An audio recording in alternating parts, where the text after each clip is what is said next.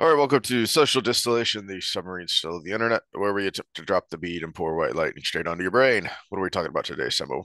Well, we've got a nice long comment on our last social episode from Ideals Are Isomorphic. So we're going to address that because I think it would lead into almost everything that's gone on in the last week in the news. And we can bitch and moan about all of that with using that as a backdrop. So, Yep. All right, well, start us off then, because you definitely had thoughts on this. okay, well, we'll start with reading the comments. Guys, I thought I'd give you a perspective from the outside of the USA. You can't imagine how much hate and jealousy directed towards the US there is in the world, especially in the shithole, in quotes, countries or countries balancing on the edge of the shithole like Russia. Most of them autocracies or dictatorships. U.S. is a project of liberty that goes in the face of status quo. I have to imagine, off the comment for a second, I have to imagine this fell on the backdrop of, we brought up the founding fathers during the last Mhm. episode. Back to the quote, the business as usual way of running countries. They are all eagerly wait for you to fail. For people like me, who by circumstance are born in the in quote shithole part of the world and are bound to live our lives here, but hold values similar to the ones proposed by the founding fathers, US is a beacon of hope. To see the massive demoralization that has occurred in our country, the rise of people who hate the US and capitalism, the victim slash loser mentality, the mentality of let's give everything away so that they don't bully us, weakness. It's disheartening. You guys, as a nation, don't owe anything to anybody per se, but there is a duty that lies there forgotten, the duty to inspire hope. Be the dragon reborn, you know? And then a little edit to the end. This comment is inspired by the Paris Olympics, which don't have a direct connection to you, but trust me, all the trans queer craziness in the US is amplified tenfold by our local media. Oh, Mhm. you know what? I actually will start with the edit there. Uh, I actually would love to see what's in your media because I doubt it's amplified tenfold because it's pretty freaking crazy right here now. Well, we touched on this when it was a couple years ago when I introduced you to the fun guy named Alexander Dugin, Hmm. who's kind of Putin's Rasputin, allegedly. He says, he's, just some guy whose stuff I've read.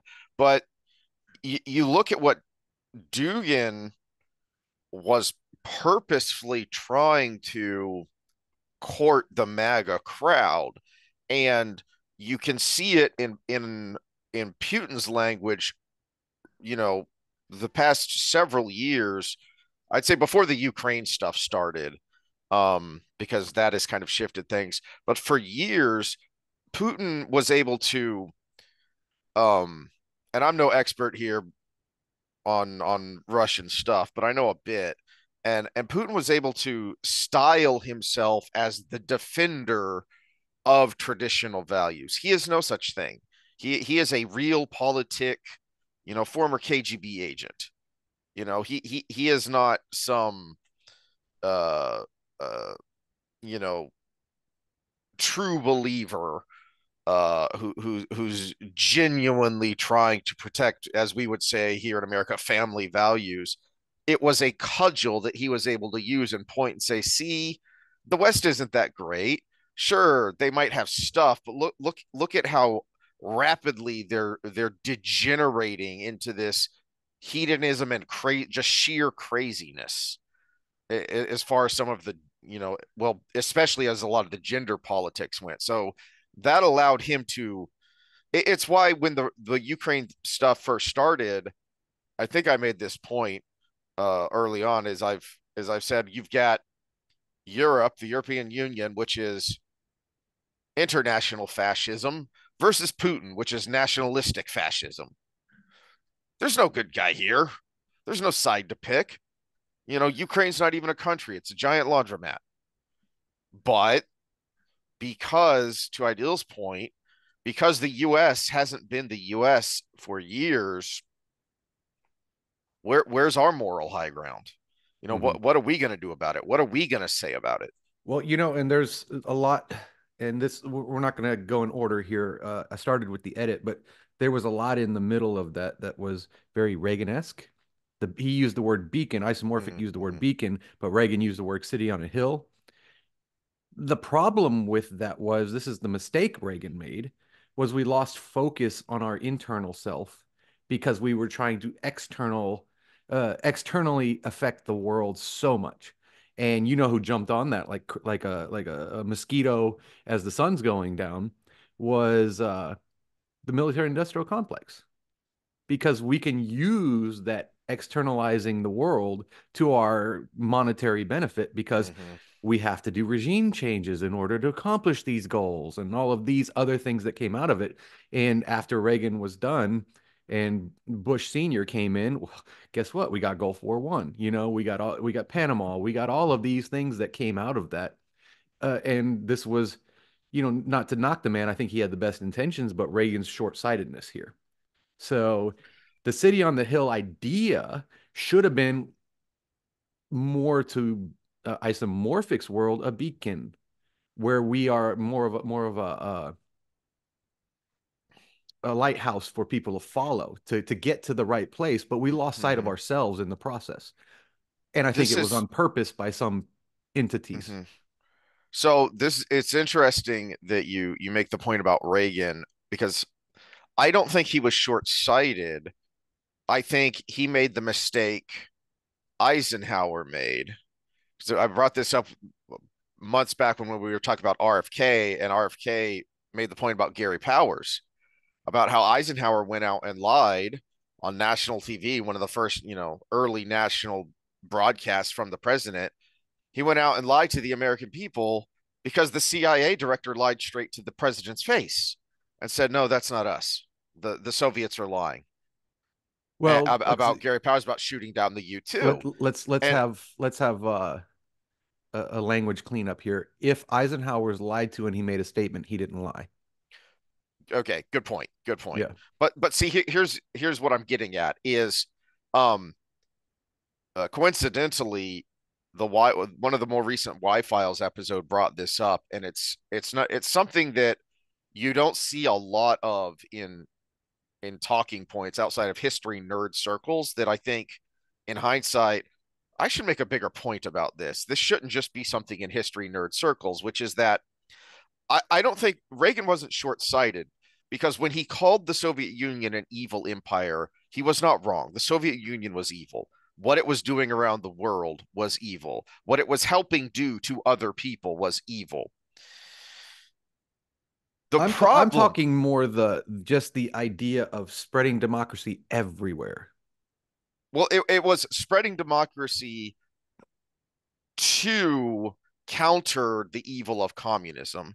And part of the Reagan's language there was the evil. People freaked out about the evil empire. The Soviet Union was an empire, and it was thought to be, you know, Roman Empire strong.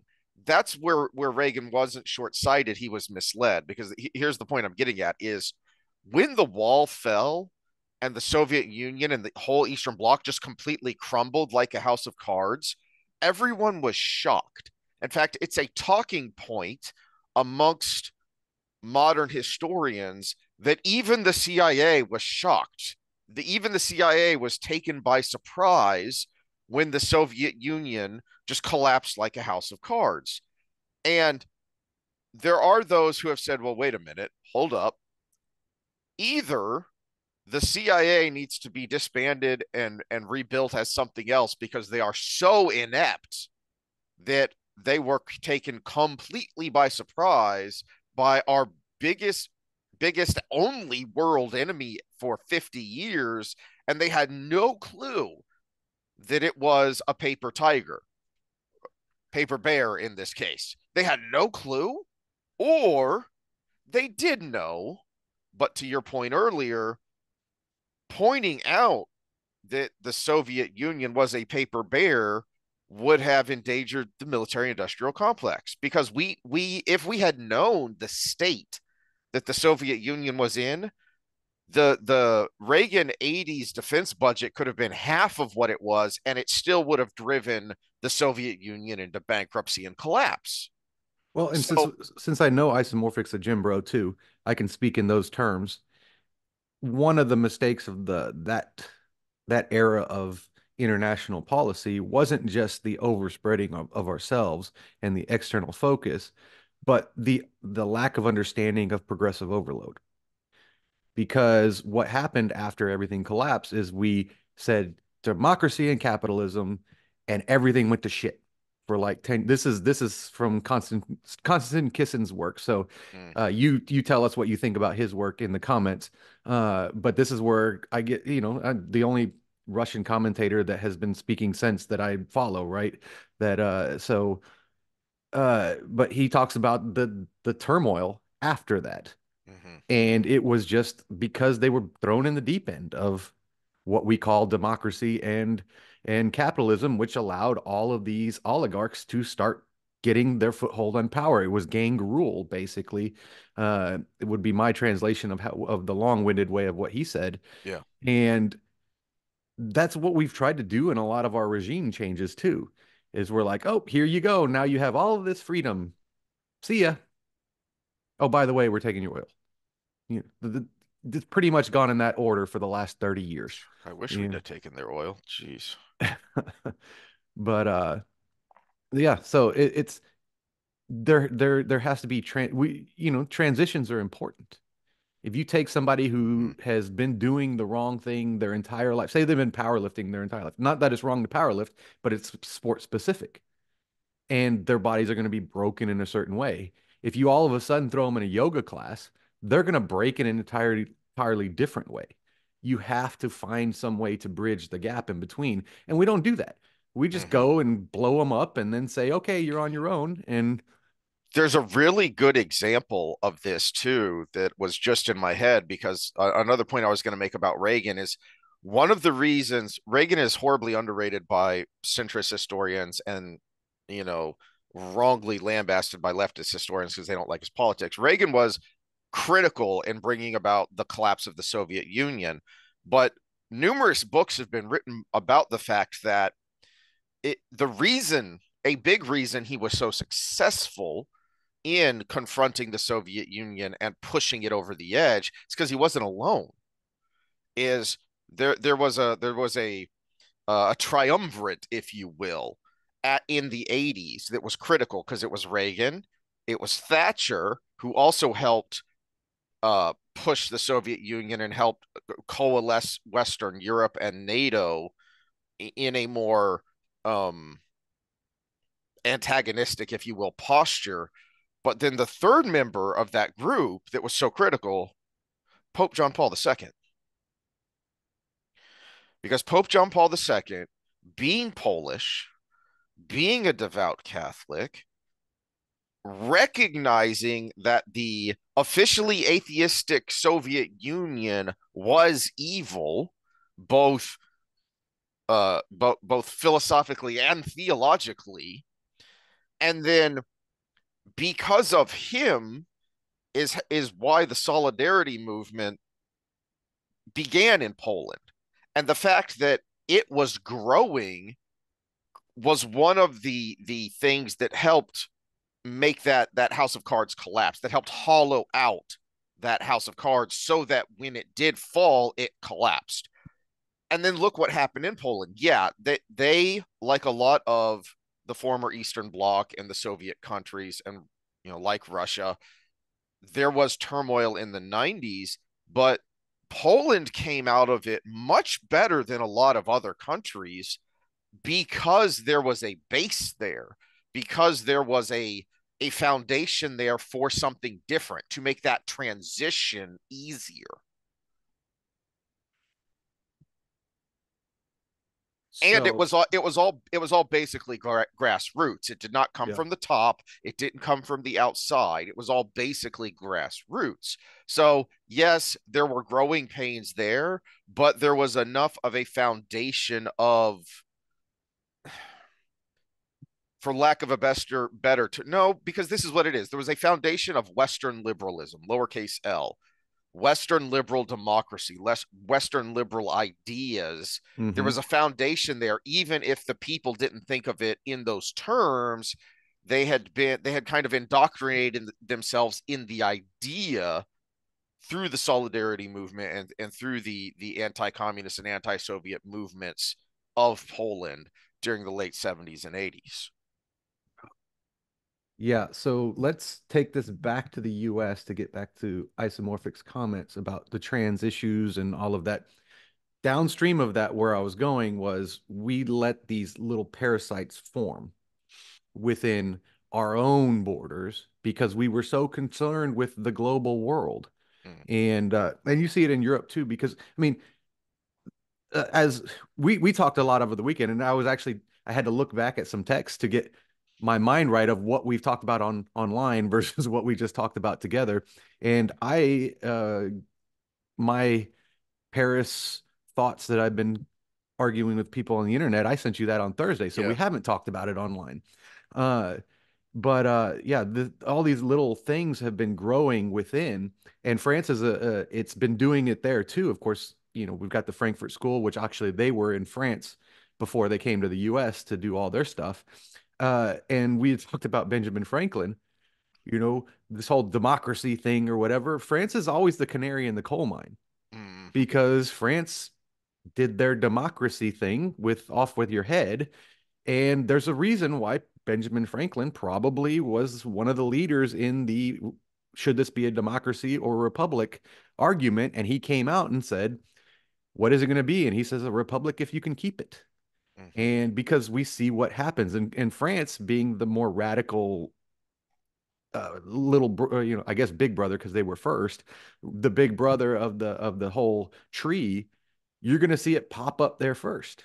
Mm-hmm. And this is the thing that is brewing here, but we see what it comes out as there. And then this is activism as at its best. I guess we'll start with this is the opening ceremony. Everybody, this is a classic Mott and Bailey argument, right? Mm-hmm. They set up a little stronghold where someone did some historical research and said, oh, this is actually based on Greek mythology. And Da Vinci based his Last Supper painting on the Greek mythology. So we'll do it there, knowing full well that the entire world, Christian, Muslim, atheists alike, are going to Mm-hmm. connect those two things as a shot at Christians, only for when Because unless Christians you're unless you're an to art act out. history Yeah. nerd, unless you're an art history nerd, you don't know that The Last Supper was based on previous work Hmm. because The Last Supper is so much more famous than the previous masters that it was based off of. Yeah, and so it was you knew full well that the entire world is going to lash out that actually cares is going to lash out. And then you spread an internet meme to all of the people who you want to fight the conservative Christian whatever movements uh and that's when you retreat back to the stronghold by throwing this out there so all of these midwits out there go, Mm-hmm. oh, well, confusing Greek mythology with Christianity is why we need the Department of Education, da da da, and stupid comments like that. You knew full well who you were going to offend. You knew what the reaction was going to be, and you knew how you were going to respond to the reaction. That's activism at its best. This is actually one of the most well put together activist movements that I've seen. But hopefully there's enough people like myself who have studied Saul Alinsky and all and postmodernists that are actually out there doing this. I can only affect like maybe 100 people, but someone like James Lindsay, I wish he would comment more on this because he's the one who kind of taught me how to see these things. Mm-hmm. But then you get to but it's no coincidence that in the same Olympics we have two possibly intersex, possibly male, possibly high testosterone female. All three of those still should eliminate you, but it's competing in combat sports and hurting people. So there's no surprises here. There's no coincidences here. And what is it meant to do? Well, it's already just infected France, but it is intended to build that up in other countries where it has been festering. Um, oh, where is it? Dang it. There's also like perfect the other reason this opening ceremony is so perfect in its illustration is a couple of things because to your point, you know, the gaslighting is real and it is fantastic. Because you know this is why I brought up that particular scene in 1984 last time, and why to me that that is the crystallizing moment of Orwell's thought of 84, and also why it applies so horrifically beautifully to our time, because the internet is forever, and because I can go to a screenshot of headlines the evening and day after where the defense was, well, lots of people have used the Last Supper, and showing, you know, scenes from The Simpsons or from wherever where it has Mhm. been parodied, and so they were, how, well, what do you know? What do you care? And so the argument initially was, yeah, it was the Last Supper, and you know, you're just overreacting. And then the argument shifts to the Mont Bailey, you're just a dummy because it was actually a Mhm. bacchanalia. It's like, I can show you the screenshots of what you said 2 seconds ago. You know, in the same way that I don't know if we'll get around to shifting to Kamala at some point here, Oh, but we're getting there. We're getting you there know, she very was soon. never the border czar. You know, and a tweet of this of a journalist saying she was never the border czar, and then someone goes and finds a tweet talking about her as, you know, the border point person Hmm. from a couple years Or ago, the and you just put those Reuters tweets side article by that side. labeled her that, and it's just, yeah. Yeah, of where is it? Yeah, if anyone wants to watch a funny video on this, there's he mostly talks about gaming and video games and pop culture stuff, but It's a Gundam is a funny guy because he's this really snarky uh Easterner, like Jersey, Pennsylvania, something. He has one of those accents. Um, and he's really snarky about how everything sucks. And I mean, he brings up the screenshots of, we wanted to include everyone. And it was, yeah, you know, where is it? Yeah, he wanted everyone to feel represented. Really? Really? Everyone? Or just because you're saying this one thing, but you're doing this other thing? Hmm. And then to your point, Well, it's the defensive language, is what it is. We use yes, we're inclusion, just trying to representative. include Da, da, da. everyone. So Yeah, people who are criticizing us, they're just ists and phobes. I'm like, I kind of suspect you're doing this on purpose. yeah. It's well, you know what? He's the artist, right? He might be fooled into thinking that. Okay, yeah, Yeah, that the particular guy that was being focused on, yeah. he could be fooled or pretentious, egomaniacal enough to think that. But the fact that all the cards go in one direction lets you know the deck wasn't shuffled properly, right? So, we're Yep. we're looking at the dealer of the deck. He might be just a card in the process. So it's yeah, but the sad thing is these people, you want to talk about marginalized people, these marginalized people are being used by other people to cause disruption so that they can get more money and power. Mhm. That is exactly what's happening. That's what BlackRock's doing. That's what the elites in the Democratic and Republican Party are doing. That's why the outliers are so hated, right? That's why the populist divisions are so hated because they're not in line with that. They're not in line with the let's divide everybody so we have more power, which is exactly what's going on. Oh, yep. And it is, um back to where we started here with Ideal's point, it is possible because we as American citizens have been on cruise control for decades. You know, and a lot of that started with the fall of the Soviet Union, and this moronically short-sighted idea that this was the end of history.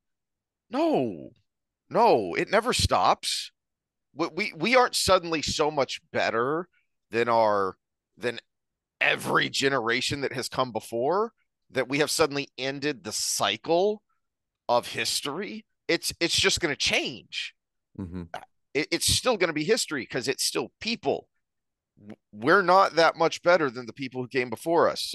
Sorry to burst your little narcissistic bubble there, but so in the 90s we thought, well, everything's going to be awesome now. We were we were the Lego movie. Hmm. There's a reason that movie was multiple reasons that movie kind of came out of nowhere and was this huge hit.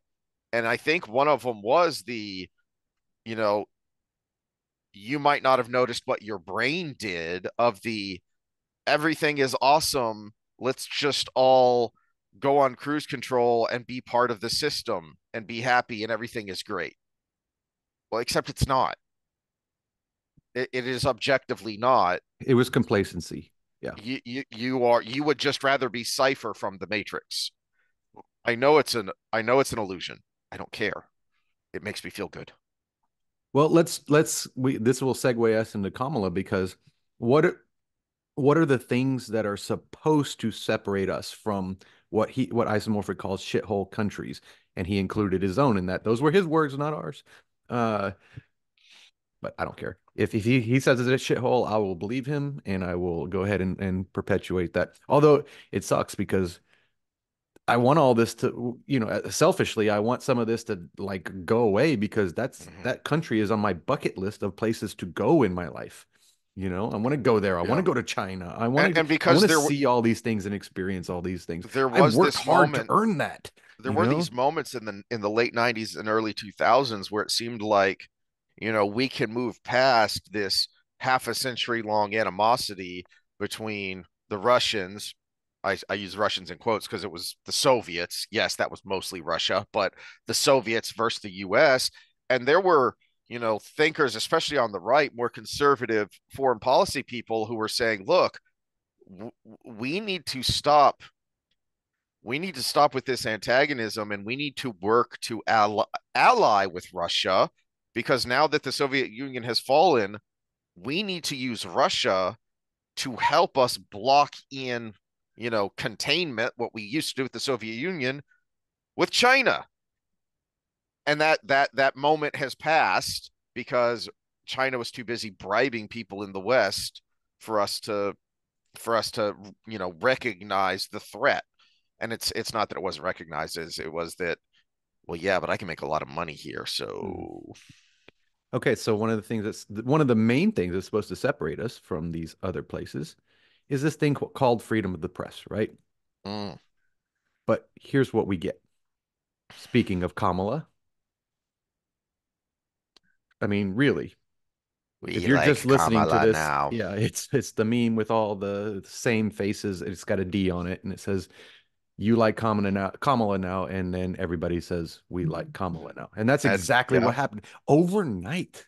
It mm, was freaky. It.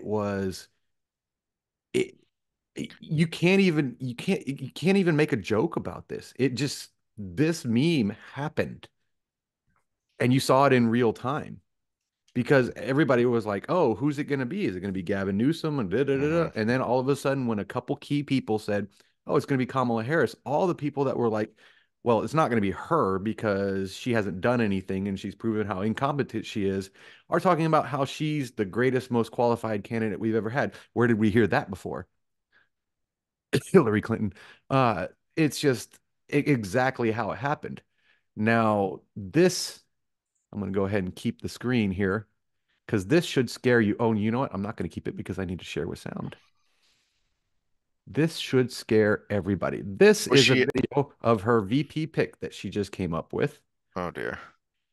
Listen to what he says. This, as Phil Labonte, lead singer of All That Remains, anti-communist and counter-revolutionary, as he calls himself, and very failed musician, although he's touring with Megadeth right now. But this Doesn't seem is, like much of a failure to me. yeah, uh, this, I agree with his statement. This is disqualifying. Just listen carefully. I think we need to push back on this. There's no guarantee to free speech on misinformation or hate speech, and especially around our democracy. I think we need to push back on this. There's no guarantee to free speech on misinformation or hate speech, and especially around our democracy.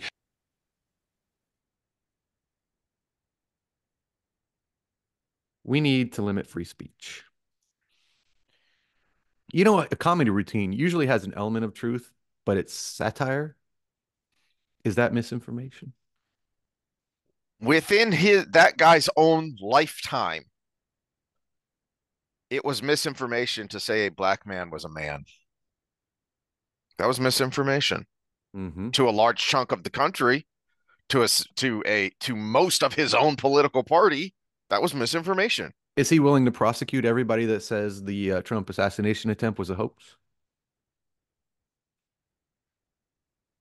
I mean, is he willing to prosecute everybody who said you will not get COVID if you take the vaccine? That was misinformation. That yeah, this is step one towards that. Let's look at the same guy again. Hold on. Let's see what else he says. But we can get out there, reach out, make the case. And for one thing, don't ever shy away from our progressive values. One person's socialism is another person's neighborliness. But we can get out there. One person's socialism is another person's neighborliness. Do we need more? I don't need any more than that to say no. You know, it is still technically illegal to be a member of the Communist Party in the United States. And that is something that is still asked on citizenship tests and applications. Why? Because the Communist Party, its stated goal was the destruction of the United States, the overthrow of its government, and replacing it with a communist government. Mhm. And you cannot have true socialism without authoritarianism, which is communism. Mm-hmm. It just, yeah, it doesn't work any other way because you have to take from to give to. And as long as you have to take from, you need an authoritarian government. That is the absolutely most uh, intense reason why I refuse to back a socialist government, no matter how bleeding heart you get, Mm-hmm. because you have to take from one to give to other, which means you need military authority to do so, or at least threat of harm. It's why Denmark in particular and the Scandinavian countries in general keep telling Bernie Sanders, stop calling us socialists, damn it. Yeah. No, there are welfare programs that should be supported by the state under certain parameters for those who absolutely cannot provide for themselves. That's what's wrong with that? And their point, the Danish prime minister at the time, or president, I don't remember what system they have. Anyway, his point was, we aren't socialists. We just have a very large welfare state because that's what the citizens of this nation have decided. Hmm. And he wasn't wrong here. We have more economic freedom than the U.S. does right now. In our republic, our democratic republic, there would be a certain degree of welfare that would be agreed upon by everybody. That's what determines how far you go, right? You Mm-hmm. don't just say, "Oh, you voted for my party, so we're going to go all the way." That's that's the weakness of the two-party system. That I've railed on the Republicans for they get a mandate because of COVID policies, and then they spread their social issues because they have a mandate now. Well, on the flip side, you get a mandate because I hate Trump or whatever is the goal, what or abortion or whatever. Obama had a mandate because one, let's be honest here, he was the first black president, and two, people were tired of Bush's war on terror years and the Hmm. Yeah. 2007 economic collapse. That's what his mandate was for. And what did he do Well, with it? He shoved through Obamacare, which nobody, which let me people yeah, let me disliked so much that Massachusetts elected a Republican senator for the first time in like 80 years. Yeah, let me say it really simply. Republicans take their wins for economic reasons and I guess enforcement of government reasons and spread social policies, where Democrats take their wins for social reasons and try to spread their economic policies. Why do we have to pick one or the other? Why can't we say, well, we like your social policies, but we like your economic policies? That's why we keep bouncing back and forth, because it's always a battle between the two, because both sides take their win as a mandate to do all of it. Because it's all team jerseys now, Mm-hmm. and politics is blood sport, and because we have become so unmoored from our foundations, going back to Reagan, one of the things that let Reagan be Reagan and how it was different then than it is now is that because we had grown up passing on our values, when Reagan used the line city on a hill, people knew what he was referencing. He was referencing Jerusalem, he was referencing the Bible. That is from scripture. Not only did they know what he was referencing, they knew what that meant. They knew why that was there. They knew why that mattered. They knew that when we talked about American exceptionalism, left or right, people knew that meant that we are, it's not that there is something in our DNA that makes us the superior race. No, we all knew we might disagree on how we live that way, how we enact, how we govern, but we all knew that what made America exceptional was its system, Mm-hmm. that it had a unique an exception. It was an exception to the rule that Ideals talked about, which is still the rule today, which is that most places around the world are autocracies Mm-hmm. or oligarchies or something along that line. They aren't free. Freedom is very rare. Mm-hmm. Yeah, and that's the key word is, unlike the opinion of VP candidates under Kamala Harris's presidential candidacy, uh, Walls, you should have limits on free speech. No, that's the major thing that sets us apart from every other country in the world, is we're the only one that you can say whatever the fuck you want, as long as you are not actually harming somebody specifically, that and everybody can dislike you, but you can go about your day.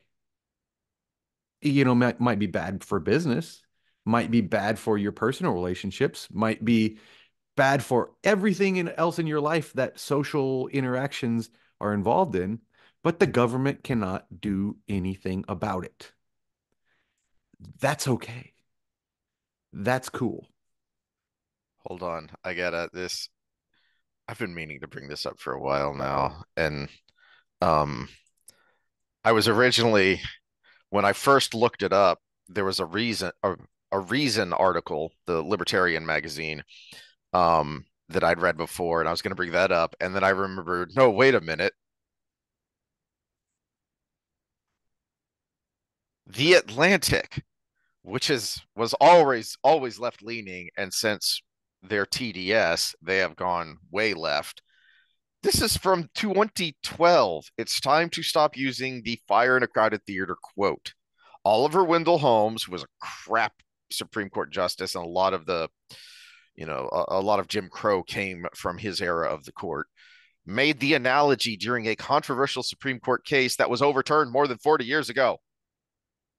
And there's a second one from, I believe this one is more recent. Yeah, this is from 2022. America's favorite flimsy pretext for limiting free speech. I, I, yeah. And the punchline here is basically this: that actually, yes, you can yell fire at a crowded theater if it's on fire. If it's not on fire, the reason you're going to get in trouble is because that is a call to action. Hmm. That's why. Now that's not the analogy Oliver Wendell Holmes was making, which is why it's a flimsy pretext and why it's crap law and was overturned. That's not the argument he was making. And again, Oliver Wendell Holmes is also the one who said 3 generations of imbeciles are enough when he upheld the state's right to forcibly sterilize people. That's the same guy. So Hmm. maybe we shouldn't use him as a pretext for limiting any sort of liberty. Just going to throw that out there. Yeah, well, there is the adage of my right to swing my fist ends where your nose begins. Sterilizing other people would include, hitting the nose. So Mm-hmm. yeah, that is well. I mean, but we have that. I mean, things like innocent until proven guilty. Where has that gone in the last 20 years? You know, free speech, innocent until proven guilty, free press, uh, freedom of religion. Uh, what else? I mean, there all of these things. The I can do what I want. That's why I fought so hard and I hate that they didn't set the limit or the edge of the slope where it becomes slippery during the gay rights movements because yeah, you're free to do with whoever you want as long as you're not hurting anybody else. And free enterprise would have solved that if we just get the government out of people's marriages. Free enterprise would have said, "Well, we'll cover these people, insurance wise, or hospitals. Yeah, yeah, you can have visitation rights. All of these things. If it was complete for enterprise, this is where I do agree with the Malices of the world.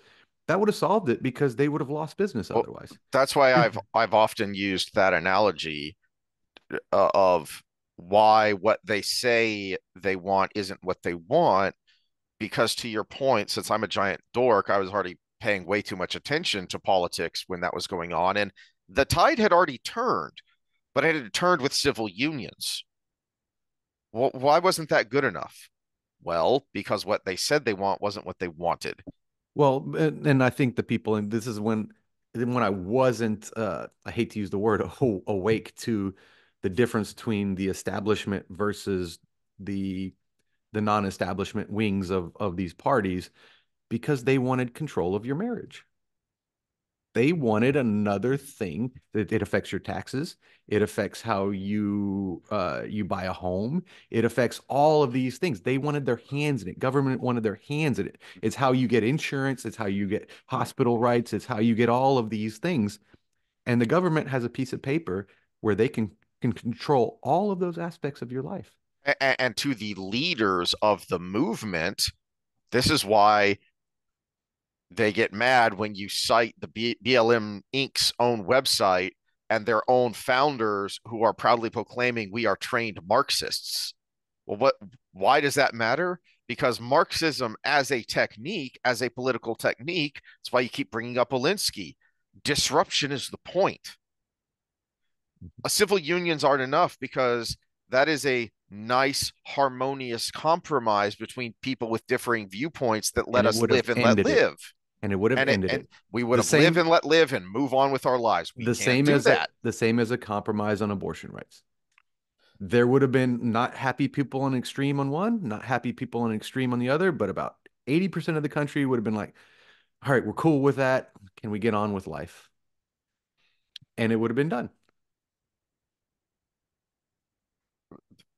BLM's own website, I don't know if it still does it, but it They originally they're changed something. I remember there being something about trying to scrub history, but erratic. someone went back on the Wayback Machine and brought it Okay. all back up. It Yeah. may have been that one of their tenets was because they're not just Marxists, but radical lesbians, is the dissolution of the nuclear family. Because to radical feminists, as well as other strains of radical Marxists, the nuclear family is a problem and it Hmm. needs to be undone. Because for you know, back to frickin' Orwell, is and Orwell didn't just make this up out of nowhere. This is from, you know, this happened. Talk to anyone who is old enough to have lived through, because the Stasi, good old German, industriousness, the Stasi were the best at it. And that's why you get so many stories about the secret police from East Germany, is because they were just so damned efficient, and why everyone lived at least two lives, because you didn't dare say things out loud because your own children might report you and then be celebrated as heroes to the This state. this takes us right into Britain. Because why is freedom of speech so important? I just so happen to have this video queued up. This is actual news from the UK. So I'm not sharing somebody's opinion about it. Oh, did I share with sound? Should always share with sound once you did it once, right? Yeah. It used to. Once you checked that box, you were Yeah. good, but I don't know anymore. They changed it. All right, here we go.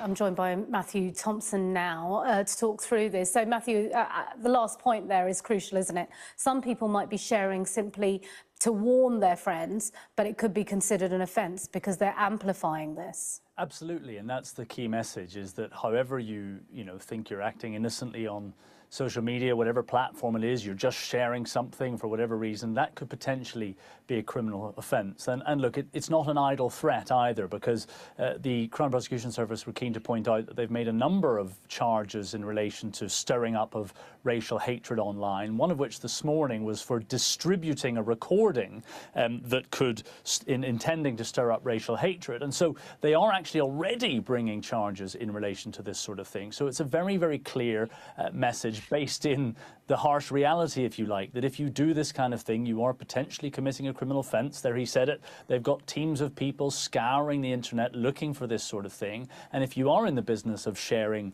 or retweeting, whatever platform it might be, potentially criminal material, well, then you could find yourself prosecuted. I'm joined by Matthew. Holy crap. Yeah, and he mentioned a video that could stir up racial violence. I'm not going to show that video here, but I'm assuming he is talking about the videos of giant masses of certain people, of certain groups going through the UK, pulling any white person they could find out and beating them with 2x4s. Which, if you just get on X, you can see the videos. The thing is, they can't stop this fire. They're trying to stop this from getting out to everybody. There's a meme here that identifies it all. Why isn't the U.S. media covering how angry the Brits are for migrants overwhelming their country? Gee, Yeah. I wonder. But if you don't follow independent media on X or whatever right now, you don't know any of this is happening. I did a little case study. I asked every one of my clients about it. Hey, what do you think of this happening in the UK right now? You know how many people said, "Oh, it's horrible"? Zero. Zero. And my sample is about 30 people. So They all said what? absolutely zero. And they're like, "What's happening?" That was their answer. And so this is another layer in the cover-up attempt. They don't want these people posting it on social media, because the ones that are already posted, well, guess what? People they can't affect already have it. That was shared from Luke Rudkowski, who's an independent media person here in the States, from Poland, by the way, whose parents were in concentration camps. So it's... See, I know, because here's another one of people I follow. He's got a bit of a dirt face there. Sorry about that, buddy. We're the best at pausing people's faces, Yep. Yeah. But Tik history, and you can see the books he's got up behind him for those just listening. It's Karl Marx. Oh, he's got James Lindsay up there. Race He's Marxism, got Lindsay up there. He's got, yeah. But then he's also got the he's also got the primary sources of Marx and Adolf, and he takes a lot of deep dives on the pre-war years. He's also done a lot of work on videos on like Stalingrad and some of the battle stuffs. But his best videos are when he takes deep dives on the ideological origins of where this stuff came from in their own words. And he does not pull punches with this video, which is labeled an open letter to Prime Minister Keir Starmer, because this guy is from Southport, which is where a lot of this blew up. And he shares videos of like Sikhs with the turban and the beard talking about how outraged they are and how outraged they are at the prime minister, saying, "Hey, do I look like I'm far right to you?" Showing up to these protests and asking the police, do I look like a far right Nazi to you?" Well, this is something I'm probably going to have to deal with this now that one of my next classes is social psychology. I cannot imagine how it's not going to come up, the right versus left and all this stuff. I want somebody to define far right for me. I'm Yes, sorry. I please. keep I keep hearing all of these. You're far right this, far right that. Is it Christian fundamentalism? Is that what determines it? Because that would make no sense if far left is socialism, because you can't have a dichotomy of social values and economic values. That's not the same thing. But far right can't be capitalism, because you cannot have an authoritarian, pure capitalist society, because it requires free markets. So, what is far right? If it's religious fundamentalism, why aren't the Muslims on the far right as well? If it's capitalism versus socialism, why aren't all the authoritarians on the left? I mean, I don't get it. It doesn't make any sense. Someone define these things for me. We can't have right and left dichotomy if we don't have a clear definition of what it is. Otherwise, it's just a word. Are you far right if you're Mm-hmm. white? What But if you're a see, white socialist? that's why They don't. they either can't, because they're too engrossed in the ideology, or won't because they have the cognitive dissonance to be able to step back and realize, I can't define it because then I can't Alinsky it. If Mhm, we have hard definitions, then we are constrained. We don't want to mhm. be constrained. Yeah, I don't even think the compass is enough to describe these things. Mm-hmm. We need like a 3D model, maybe even a 4D to include time. I don't know. Yeah. It's just like, but at the same time, quit throwing this word out, because they're like far right extremists or protest or fighting or killing immigrants in Britain. That's the headlines coming out of Britain. And it's like, well, but the other side is also beating them with two by fours and baseball bats. Maybe I don't know, people who don't agree with grooming gangs are fighting those who agree with grooming gangs, and let's go with that. Oh, that's not a good headline. Oh, don't say that. Yeah. Oh, and just today they started the quote unquote legislative process in Iraq to lower the marriage age for women from 14 to 9. Oh, So, geez. yeah, so we did a good job in Iraq, spreading the beacon. Uh, Oh boy. Only for women, of course. You have to be older as the man, which makes it worse. If you were forcing a 9-year-old to marry a 9-year-old, well, it's an arranged marriage. Hopefully, they hit puberty together and do the right thing. But if you're Oh. if you're forcing a 9-year-old to marry a 19-year-old, that's a different story. And they should be hung and shot. But it's it is what it is. But yeah, that's to bring this back to our home turf. UK right now is a canary, as I talked about with France. France is a canary with just social issues and debauchery and going too far. Mm-hmm. They have the immigration problem too, but which they cleanly cleaned out, or very efficiently cleaned out just in time for the Olympics, and put them in the outskirts of town. But uh, Britain is a little more similar to what we were, but they have a little bit more authoritarian rules on press and speech, and they've had the refugee issue for a couple years longer than we have. Mm-hmm. And so this is either a crystal ball or a good warning to give us time to start rectifying the situation. Yeah, this is why it mattered that Count Dankula was arrested for a joke. Hmm. Or there was a guy that was arrested for passing out pamphlets of Oh, I that missed that that one. were considered anti-immigration. When I was going through to find the right videos and stuff, I came across those stories too. I should have brought those up, but he was sentenced to 2 years for spreading pamphlets that was like, "We need to stop immigration" or something. And they went to his home, and brought up your guys' bookcase. They went through his bookcase to find evidence of his radicalization. I'm like, what would they find in my bookcase? Because you could take it either way. I've got, kissing up there. I've got I've Douglas Murray up there right now I, pointing I at you. I got a copy of Mein Kampf over here. I've got, And it was one of the textbooks for one of my history classes. but I also have the Communist Manifesto. I've Yeah. got How to Be an Anti-Racist. I've got Are We Even Equal by Robin DiAngelo. What are you going to bust me for? I don't. Yeah, if I've got the Communist Manifesto sitting right next to Milton Friedman's Free to Choose, what am I? Yeah, yeah, right next to Catcher in the Maybe I'm Rye. You know, maybe I'm someone who likes to read. or maybe I'm someone who doesn't formulate an opinion till I've seen everybody's opinion around the subject. How about that?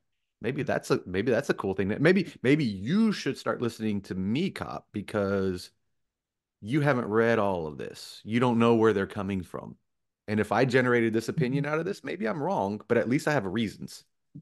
You're generating your opinion because paycheck.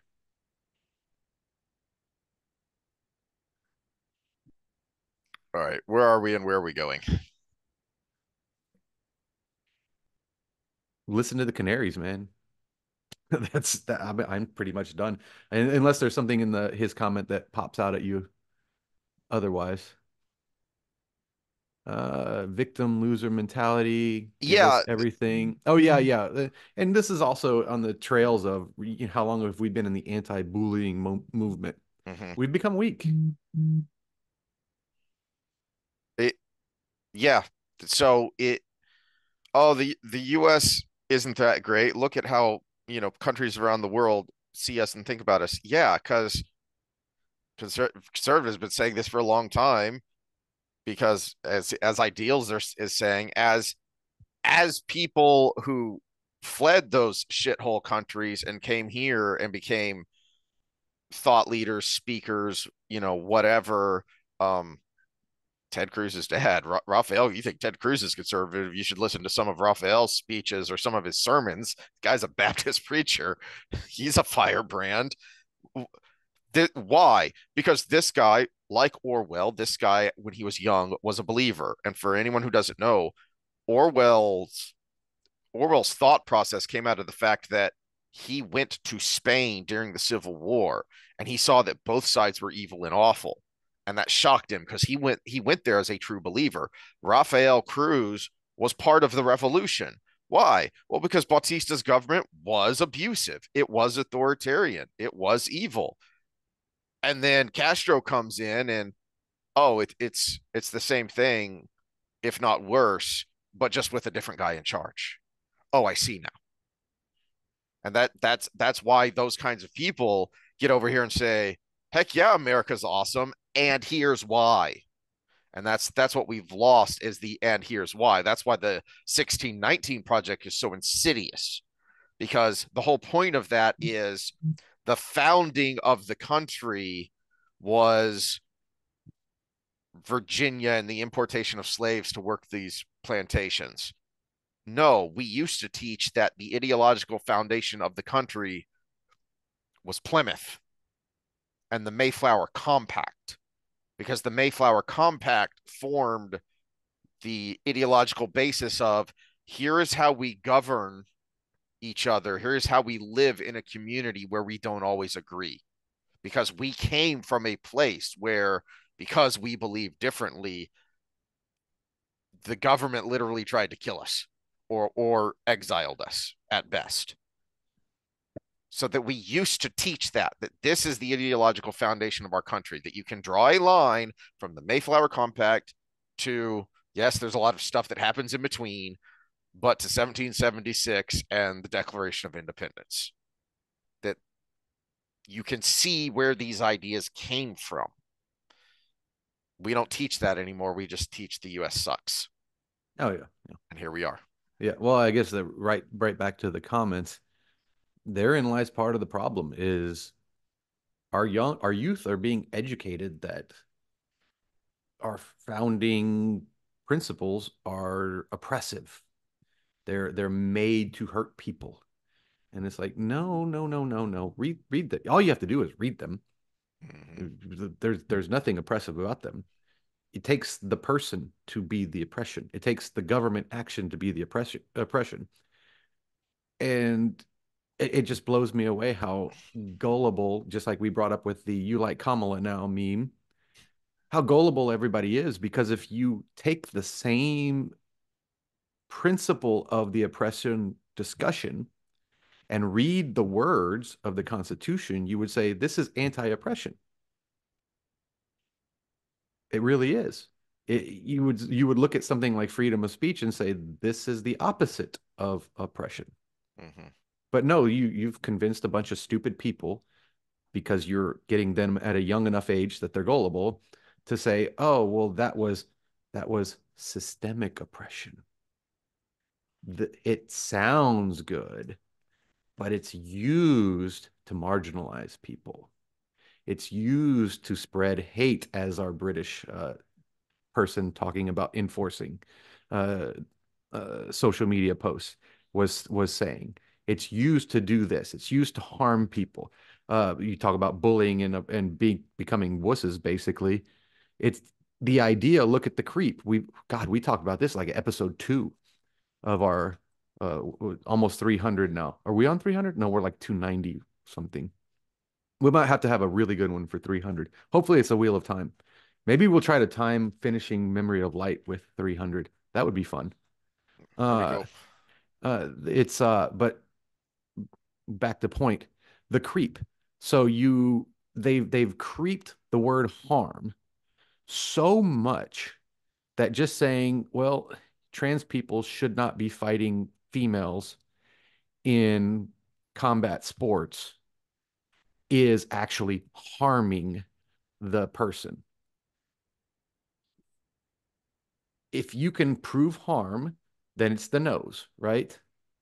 If you can't prove harm, then it's just swinging your fist in the air. They've made the definition of the word harm so inclusive, to use their own language, that everything's a nose. Everything that's to their interest, anyways, is a nose. Yeah. Silence is violence. Whoa. Okay. Hold on a second. First of all, it's objectively not. But secondly, do you understand what you are saying if you accept that that is true? Mm-hmm. Maybe that's our meme. Hold on, give me a second, because I don't think I've used this one yet. We've used "I'd rather be a murderer than a mom." No, this is the right one. Open. Okay.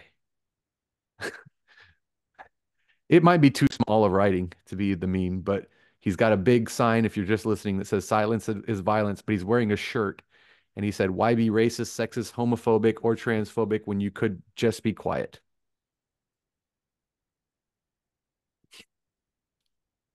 I- Is this an infiltrator? Is he being ironic or is he just I that hope stupid? so. I don't know.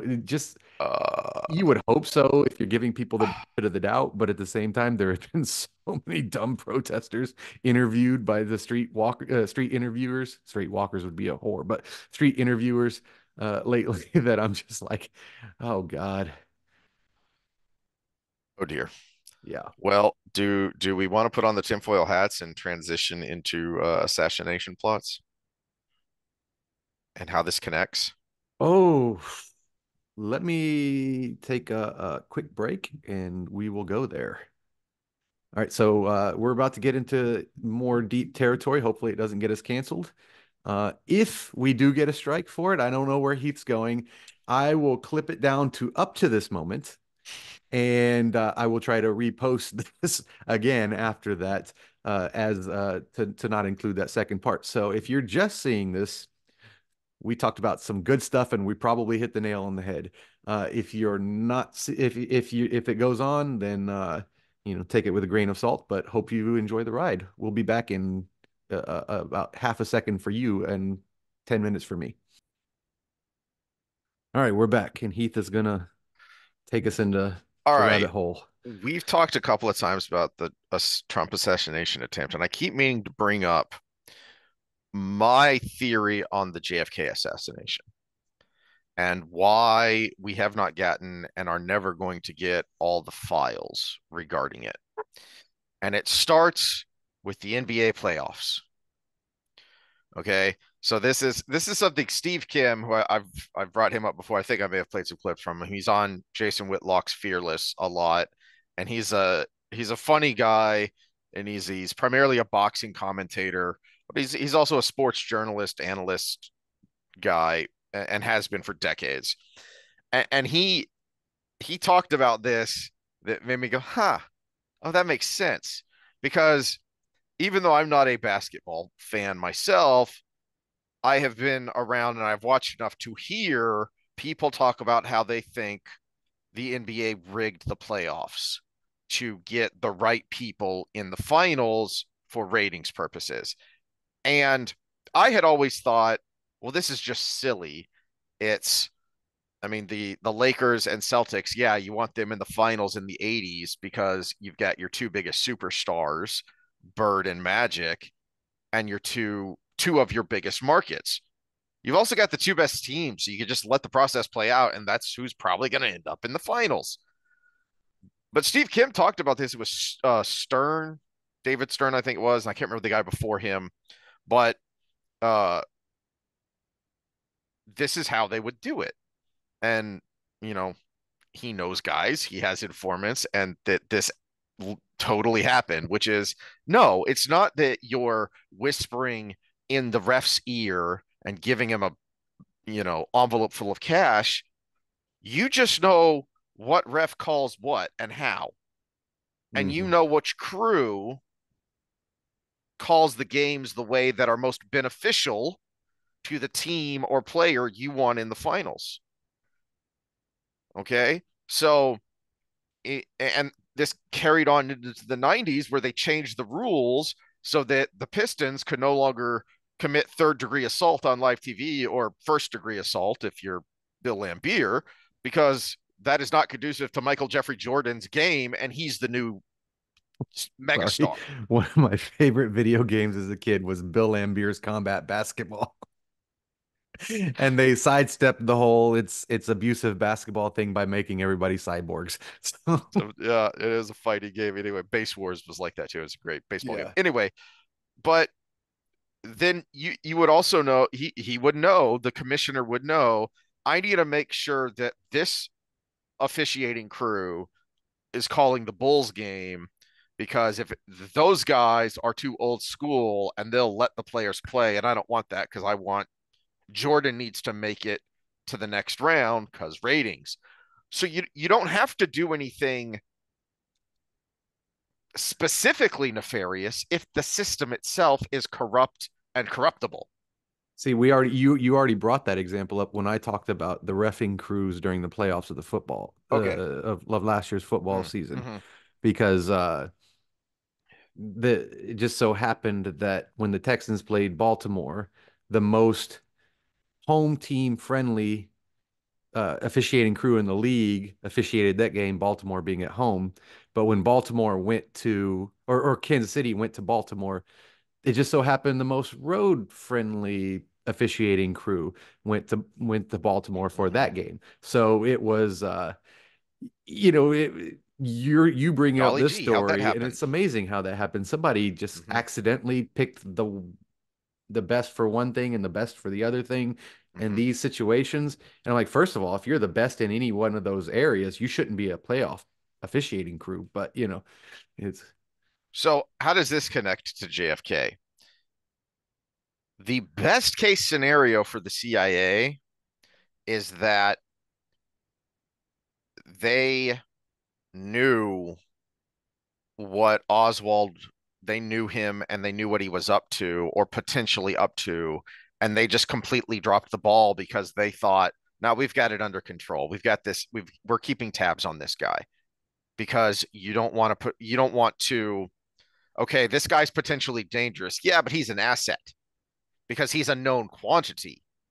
I mean, for anyone who doesn't know, Oswald tried to immigrate to the Soviet Union, and he actually lived there for a little while, and he got kicked out because he was such a stupid loser that they didn't want him anymore. The Soviets made a big deal about this former Marine who's now coming to live in the great, Soviet Union, as one of our comrades. And then once they got the PR out of it, they said, "Okay, get out of here. You're useless to us. You don't know anything. You have no skills." Okay, well, if you're running a counter espionage operation, you're going to keep tabs on him because he's a known quantity. If the Soviets are going to try something, they've got an avenue here, so we want to keep tabs on him. And he's doing stuff once he got back, like he took a trip to Mexico and tried to visit the Soviet embassy there. Yeah, he was up to stuff. So your best case scenario, and the reason the CIA doesn't want it out is because they were more concerned with having this potential asset to keep tabs on, that they dropped the ball and they missed or willfully ignored what a potential danger he was. What I think is your worst case scenario, and still possible, is to the more tinfoil hat type of people. They knew what Oswald was up to. They knew how dangerous he was.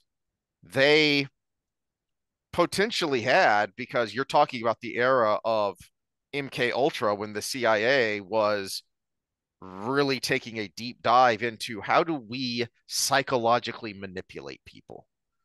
So it is entirely possible that they either manipulated him or could just look at him and know we don't have to manipulate him. He's on the track we want all on his own. And we will just sit back and let nature take its course. You don't need, and this is where I started to shift with the JFK assassination, is my biggest problem with it, with the Oliver Stones of the world. First of all, Oliver Stone in his JFK movie just gets some straight up facts wrong. But the other problem was, if you have this huge conspiracy, you have too many people that have to be kept quiet about the biggest event in the world. But you don't need a big conspiracy if you have a couple of people at the top and all they have to do is manipulate an already corrupted system. You already have a corrupt CIA that, again, going back to Gary Powers and President Eisenhower, you already have a corrupt CIA that views its mandate of national security as more important than an elected official, than even the Constitution. He was on our radar, indeed. Yeah, that popped up right after the current attempt. So you don't need, you know, MAGA crazies who are, the Alex Joneses of the world who are spinning all of these crazy conspiracy theories. You don't need a conspiracy when you already have one or two people at the top that are horribly corrupt, horribly political, and they have corrupted the system and they can manipulate it to what they want. So, this is the point Dan Bongino has been making. I think in a show last year, he said there's going to be an attempt on Trump's life. And here's why. Because they don't like him and they keep denying his team's request for more security, and he has all these threats that are against him. Why are they doing that? Because the leadership of the Secret Service, like the leadership of all the three-letter agencies, is political. You can say all you want about the good people working the field, but the head is corrupt. And the system has become corrupted from years of, back to the FBI line of he was on our radar, the FBI whistleblower on, was it Patrick Bet-David or Tim Pool, when he told the story about how he was told your loyalty to the agency comes first. And Mm-hmm. that was their response to, I took an oath to the Constitution. That was Bet-David. Yeah, yeah. Yeah. The whistleblower said, I took an oath to the Constitution, and the rebuttal was, your loyalty to the FBI comes first. Those are the kinds of people that are easily manipulated because they're already corrupted. And Mm-hmm. they don't need to know that they don't need to know what you're up to. They don't need to know what your ultimate goal is. The the former director and now the acting director of the Secret Service could literally want Trump to be killed, and they don't have to actually do anything. They don't have to initiate a conspiracy. All they have to do is set the stage and let nature take its course.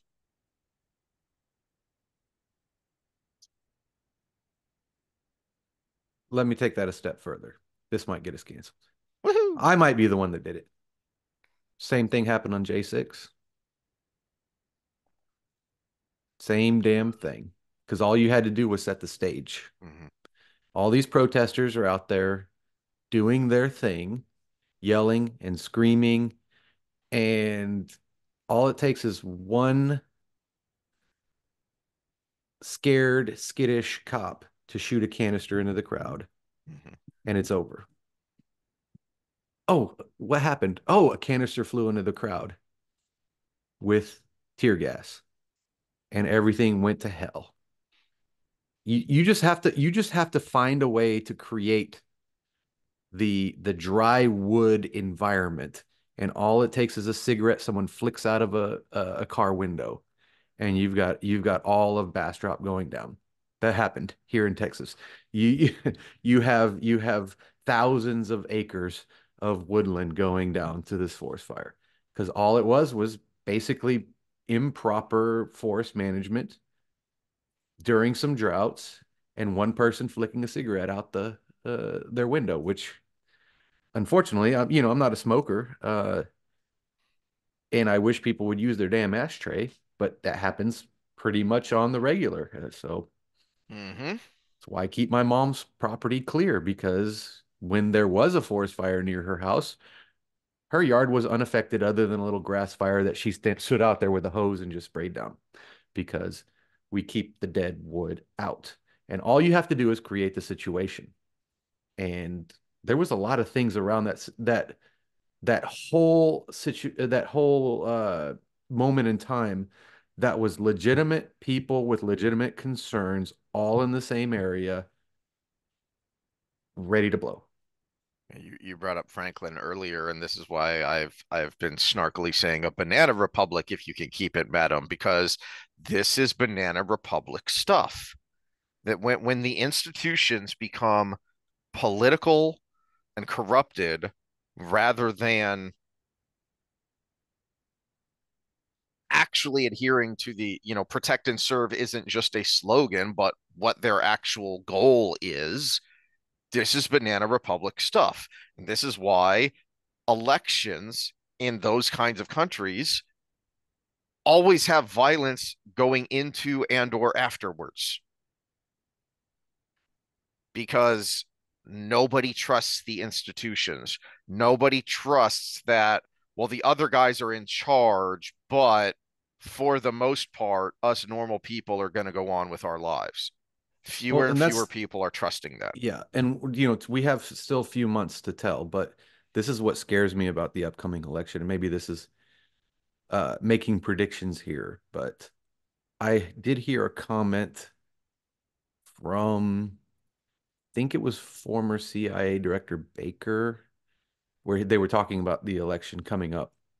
And he thinks there's going to be no shenanigans this time around because he said this time it wouldn't be believable. The reason if there was something it worked last time was because it was believable. So what you would know going forward is they have to have a believable scenario for it to work, or else nobody would accept it at all, not even the the other side of the aisle. And everybody could believe that the Trump hate was so bad in the Biden and everything with COVID and mail-in ballots and everything. It was all a believable situation. Mm-hmm. And he said, we can't prove anything was wrong and we have to accept it as a legitimate election. And there may not have been, and it may just be the fact that more people who are on that side of the aisle are more likely to mail in their votes. That's all believable, and it might be true. It's at least plausible. It's Yeah. at least plausible. But you're coming around this time where we got a little bit tighter on some of those things.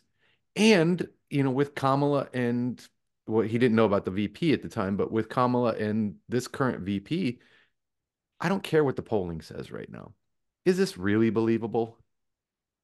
We got cackling Kamala and what I just showed, uber socialist who wants to take away your freedom of speech.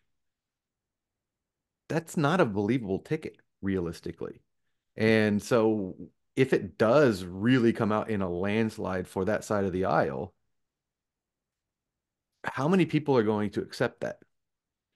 Well, see, here's the thing though, is one, uh, Oceania is at war with Eurasia, therefore Eurasia has always been at war with Oceania. They're Yeah, yeah. just telling you, they're gaslighting you right to your face and they don't care. Two, to the meme you brought up earlier with the NPCs with the Democrat Logan's logo stamped on their forehead, is they're already doing it. It just a second ago, 2 seconds ago, Kamala needed to be replaced because she's a drag on the ticket. Now she's the top of the ticket and she's awesome. They're already pushing, and you can see it in the polling. They are pushing out polls that say that she's ahead, or that it's razor thin, or that it's neck and neck. Therefore, if she ekes out a victory, and all it took was like 4 counties, Mm-hmm. 4 counties in 4 swing states that just kept counting the votes until, oh look, Biden won. Yeah, but that's the thing. The polling is deceptive because the polling is nationwide polling shows she's neck and neck. Mm-hmm. But if you look at Pennsylvania, she's losing. If you look at Wisconsin, she's losing. If you Well, it look at depends. Georgia, It she's depends on losing. which poll you look at because The they. aggregate polls, the aggregate Okay. polls, yeah. Uh, Arizona, she's losing. Nevada, she's losing. Any three of those five I just named, Yeah. and she loses. And so it's like, how believable is this going to be? And realistic. It also depends on how it rolls out. Because what was the worst thing about the last time was we had this for T, and then after midnight, that Mm-hmm. that was the part that really got people. See, I'm more pessimistic, and I lean towards, oh no, there are absolutely going to be shenanigans now, and they'll make it more Well, but blatant there's because always shenanigans. Yeah. they want J6 again, but they Yeah, want it they even want the worse. reaction. Yeah. That's part of activism, right? Is that's why I'm Everything is inclined to think. activism, remember. That's why I'm Everything. inclined to think not only will there be shenanigans, but they'll be even more blatant. And they were pretty damn blatant. I mean, we have video of shenanigans going on, and yet we're not allowed to talk about fortification. Well, yesterday's primaries actually were encouraging because people like Cory Bush lost their primaries. Mm. You got one part of the squad is eliminated before she even got to a general Yeah, election. that's who I was trying to think of the other day when we were talking about the squad, and um uh I mentioned, yeah, which one is Shimp? The, Yeah, it's Pinky and the Brain and Larry. Pinky and the Brain and Larry. That's Cory Bush. yeah. She was but she was the one that set up the little pavilion in front of the Capitol Hill to protest some vote that was going on, and all kinds of stuff. So but she's out by her own party.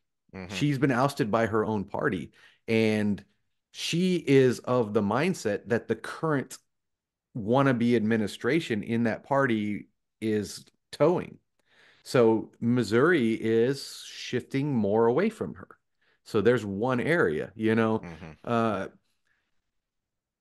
And that tells me, and so back to the shenanigans versus who's going to believe it and what the reaction is going to be, there is a percentage of her own party that don't have that stamp on their head. And so that's the part that needs to be done because, let's face it, no matter what the result is, no matter what year, the hardcore Republicans are going to say it was rigged. The hardcore Democrats are going to say it was rigged. It's the not so hardcore Republicans and the not so hardcore Democrats that are going to determine what the reaction is. So if it's so bad, I think those people that voted against people like Cory Bush are going to say, whoa, there was some weird stuff there. Mm-hmm. If it's one way, or if it's the other way, there's going to be there's going to be a lot of independents voting Republican, and Republicans that were not as hardcore, but they got out to vote because they really didn't like Kamala, and they're going to be like, whoa, my party might have done something bad too. So that's the people that could sway the reaction one way or the other. The hardcore people you got to just take with a grain of salt and prevent anything bad from happening. It's the people in the middle who support them, because the hardcore people aren't going to do anything unless they get the support from that majority Hmm. that's sitting there in the middle. Because if you're out there saying, "Yeah, we agree with you, that was horrible," then that person who's likely to do a violent thing might do the violent thing. If you're going, "No, dude, you're crazy," that person who might do the violent thing might sit in their basement and brood. Okay, so there's the difference there. It's whatever that more reasonable center is going to project afterwards. And if it looks like another one of these in at midnight, that reasonable center might be like, "That's two in a row, man. One time, fool me once, that's on me. Fool me twice, fuck you." Hmm. Yeah. Well, I hope so, because let this sink in for a second with of just how insane the month of July was, and how, I mean, it could have been a storming of the Bastille moment because, Mm-hmm. again, Tim Kennedy, Special Forces sniper, so I'm trust the experts. The bullet was already in the air when Trump turned his head at the last half second. Mm-hmm. Okay. Trump doesn't Well, turn there's his photo head. evidence of that. Yeah. It's Trump it's not just a person's word for it. There's photo evidence of this. Yeah. uh Trump was not the official nominee yet. Okay. He had all the delegates. Okay, but this was before the Republican convention, and the presumptive nominee is killed. So now you've got a contested convention just a few months before the election. So you've got chaos there, and you've already have the chaos of, we saw that first debate, and the other party is trying to force its nominee out because he's clearly dementia addled and not all there. So we could have had the most unprecedented of unprecedented of just a 3.5 months before the election, and neither major party has a candidate. Well, and this is where, tinfoil hats on. This is the section for tinfoil hats is it's not the Dems tried to kill Trump. It's the establishment Mm-hmm. might have done that, because who would have been the presumptive nominee had Trump been killed? Nikki Haley. She had the most delegates outside of him, and she probably would have got the nod because the whole establishment would have pushed for it. The what's our Speaker of the House, Johnson, Johnson. Mike Yeah, Johnson. Yeah. Johnson would have pushed to have her put in, and so what would we have? We would have Biden pushed out, Trump not around anymore. We would have had Kamala Harris versus Nikki Haley. You would have had a woman of Indian descent and a woman of Indian descent that both want to go to war with Iran. And there was evidence that they might have tried to pin the assassination attempt on Iran. So we would have had a 30% of the country that would have hated Iran because their guy was knocked out from him. And they would have voted for Nikki Haley. And boom, we have either Kamala or Haley at the helm, waging war with Iran, which is probably already going to happen anyways. We'll see on Tuesday, because apparently that's a holy day for Israel to have God, what is it? God take their hand off the world or something. I don't remember. Yeah, something like that. And I've been studying the Old Testament, but I haven't gotten to Leviticus yet. That's where it gets yeah, weird. yeah. Well, Leviticus and Deuteronomy is where all that stuff is. let's hope that when that happens, they say, "Hey, we're being ridiculous," and the other side says, "Hey, we're being ridiculous," and that's my hope. Not my prediction, but it is my hope that that's going to happen. But yeah, here we go. Well, to you kind of touched on this, but I Hold on. I hadn't need to really. pause real quick.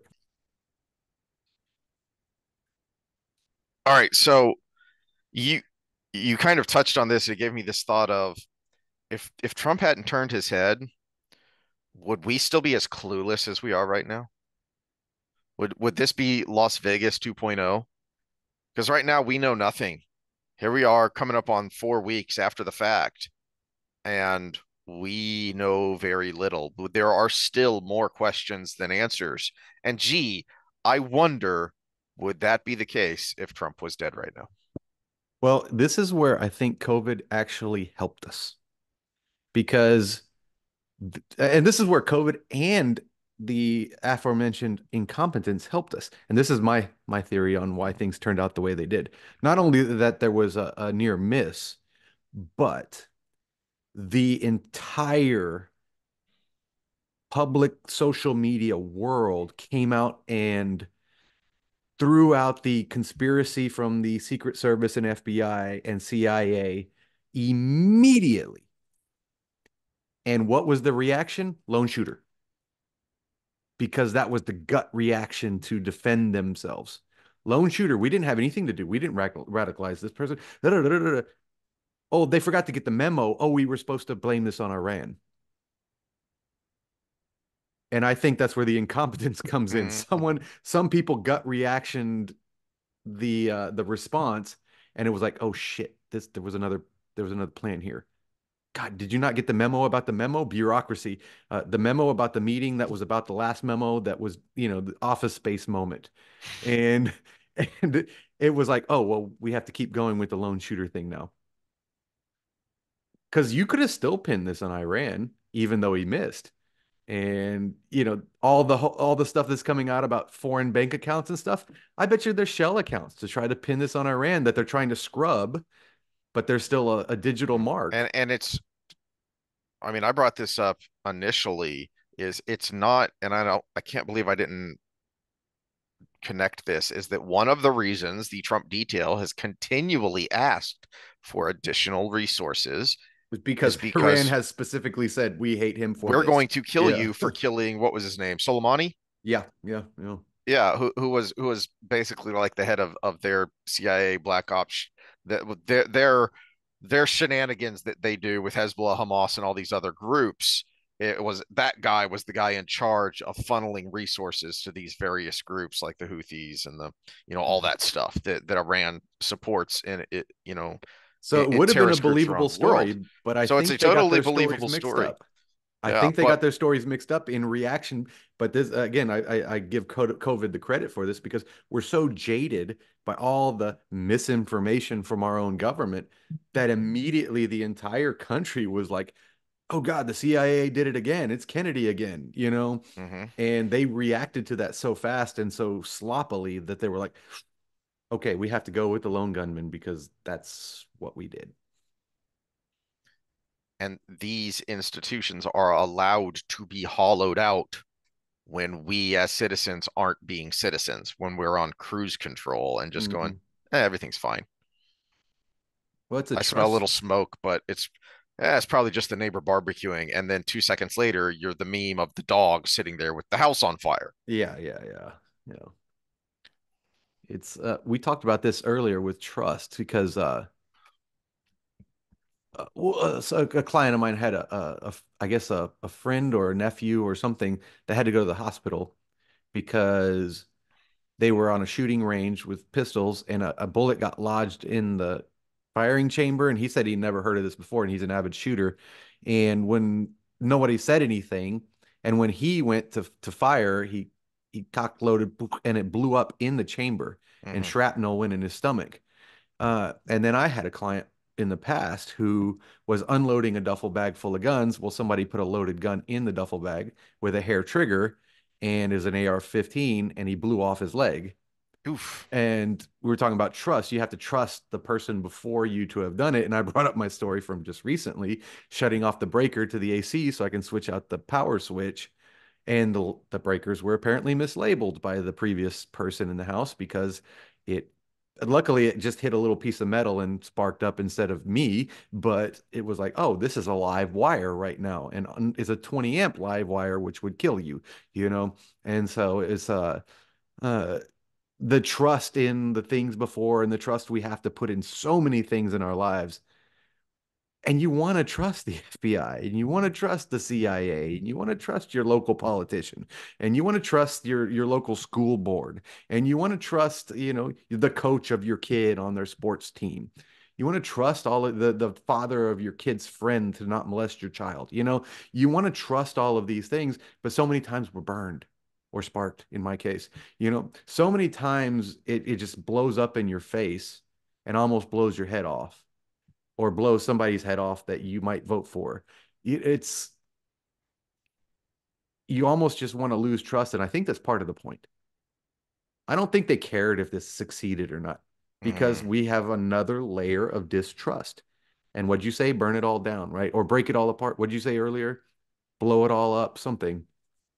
Oh, I don't remember, but the chaos is the point. Yeah, the chaos is the point. Yeah. Who was it before Game of Thrones got bad? Was it Littlefinger who said chaos is a ladder? I think that's one of his lines Yes. Yeah, in that one was of the early Littlefinger. seasons One of of the Game of most dynamic Thrones. characters of the whole thing is Hmm. just, yeah.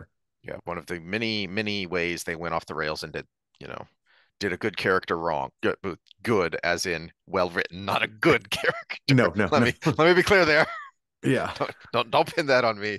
Um, but chaos is a ladder. Yeah, the lack of trust is the point, so that it's more of the you know subjective nonsense of Well, again, we want this amorphous world. looking forward to the next election. When you talk about, oh, they're not going to accept the results or whatever, well, we just have another layer of distrust with the people who would kind of be in charge of making sure that's all up on the uppity up, Mhm. right? So if you already have a little distrust now, well, it's like the partner that cheated on you twice. You see signs of something and you're going to be like, well, you're automatically going to assume it's the third time, right? And It is actually one of those things that is making me lean towards. I said before that the selection of Vance, not for Vance himself, but the indication to me of what that means of who's running the show, who are the staffers, who's in Trump's ear because he is a very transactional figure. So who's in his ear? You know, it's not going to be the same people as before, and that was making me lean that way. The other thing that's making me lean that way is that even though we're in a state where it shouldn't be close, polls have a margin of error. Just statistically, mathematically, there is a margin of error. There's a way you figure that out. That is a hard science thing. Well, now we have the margin of cheating because this is why the narrative matters. This is why the polls matter of suddenly saying, no, Kamala's great. And she's like, in fact, she's ahead of Trump right now. Why? Because they have to have the polls within the margin of cheating, of mhm. how much fortification can we do and get away with it. Now, I'm kind of inclined to think they don't care anymore. They'll just do it. But there's also a part of me that thinks if if there are enough people that will actually set aside their dislike of Trump and vote for him because the alternatives are so terrible and they still fortify things, surely that's got to open some eyes. That's got to get some normies to stand up and say, hold on, wait a minute. I didn't want to stand up. I didn't want to go to the city council meeting. I didn't want to go to the school board meeting. But now just the nonsense is just too in my face.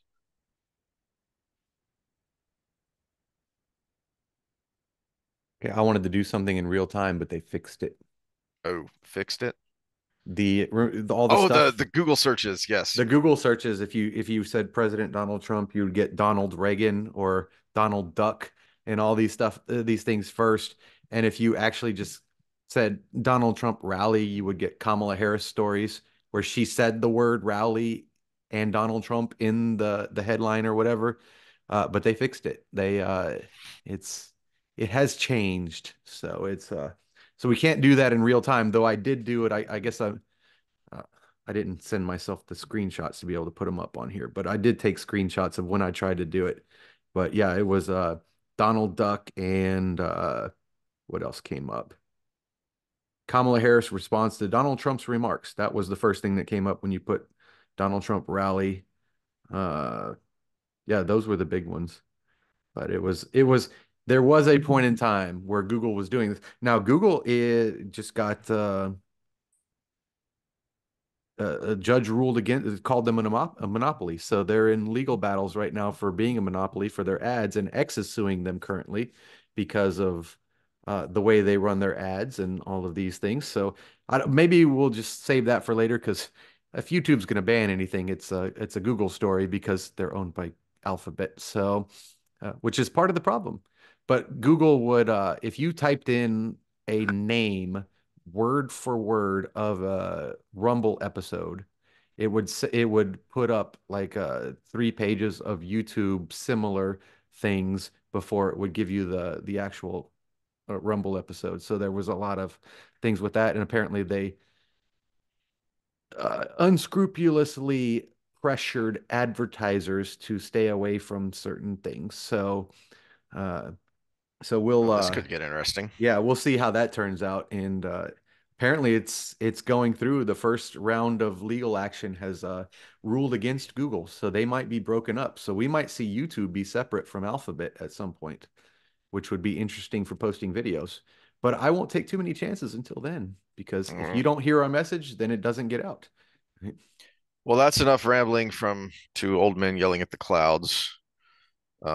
Did you have Yeah, any but other closing the thoughts? cloud where the things are stored when they're used to be on your laptop and now they're not on your laptop. They're in the cloud, which is a thing above us that has all your information. Sorry. That can be changed The by sad someone thing is else. that's not far off from what she said. Yeah. Yeah. Uh, so it's like Like I said, they needed to make it believable and they they have to make it didn't believable, and succeed. it's I know it's so funny. Kamala Harris opens her.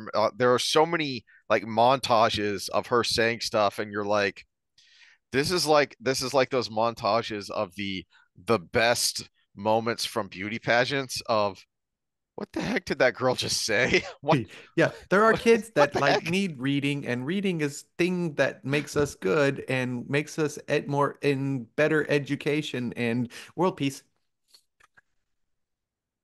Yeah. Yep. Yeah. All right. And actually, if you were Trump right now, you are pushing. I hate oh, well, we're going to refuse under these parameters for debate. You are pushing for any debate because you need her out there talking. Mhm. And you get the parameter. So CNN already laid the foundation for what not to do with Trump, as in turn his mic off. So now, if you're the Trump team, you're telling him, act like your mic is off. Yeah, hopefully. Act like your Yeah. mic is off because you want her to talk. Your biggest mistakes against Biden in 2020, or I guess 2019, leading up to 2020, was you talked over him when he was talking himself into a hole. Hmm. This time, when your mic was shut off, you let him go, Medicare. We beat Medicare. You let him do those things because you couldn't do anything about it. Take that as a lesson. Let Hmm. her talk. And then the first time she interrupts you, say, "Oh, is it your line that's, oh, I was talking?" Because that's her Yeah. famous line in debates. And "Excuse me, I was talking." Yeah. bring in those quotes from Tulsi. That, Just well, no, nuke his her. opening statement should be, "This is not plagiarism.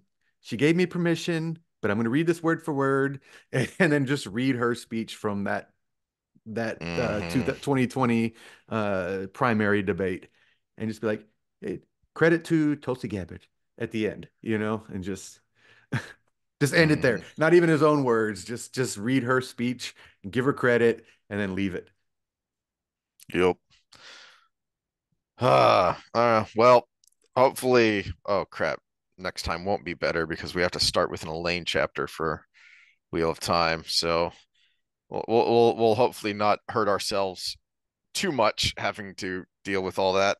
Yeah, but I already broke my own brain with physics and Oh yeah. information theory and Oh, rabbit the holes. elfin and the elfin. Yeah. Yeah, which I mean, we've already passed that section, but I just read the Jordan Peterson said Nordstrander's book, The User Illusion, was the best book he's ever read on consciousness. And I am really working to get through this because it is intense. I'm having to do Mhm. reading upon reading to get through it. But as I'm reading this, I'm like, whoa, this is the best book on consciousness I've ever read. But yeah, I can see from a physics standpoint how he had to have this. I found things from his own interviews where he was like, well, I couldn't help but include physics in there. That's why I hate when you all call it the magic of the world, because I made it a metaphysic. And he's talking about all these things, but he's like, but I was 20 years removed from that. And so I don't know how much is in there, but there's some things that you're like, how could you not incorporate it if it was just something in the Mhm. back of your mind, you know? Mhm. So we might overanalyze some things, but my brain was working like 30 million miles an hour after reading that chapter, and it actually made it really tough to sleep last night. So, you know. All right. Well, we will see y'all then. All right, later, guys.